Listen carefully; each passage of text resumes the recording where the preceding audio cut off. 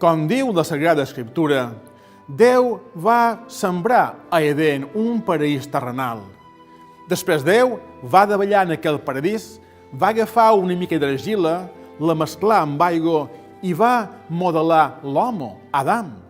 Després feu entrar aquell home dins un somni profund i quan l'home dormia, diu l'Escriptura, li va prendre una costella i d'aquella costella va modelar la dona, Eva, la seva esposa, perquè tots dos visquessin al paradís gaudint de la vida, obeint l'única llei, no menjaràs de l'arbre de la ciència del bé i del mal.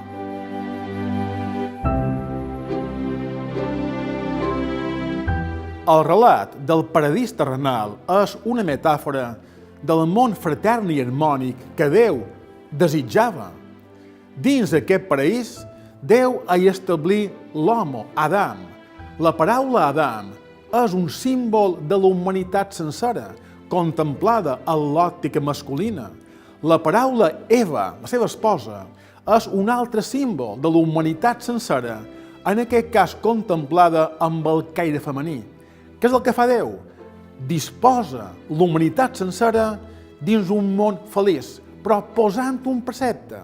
El món serà feliç mentre Adam i Eva guardin aquest manament, no menjar de l'arbre de la ciència del bé i del mal.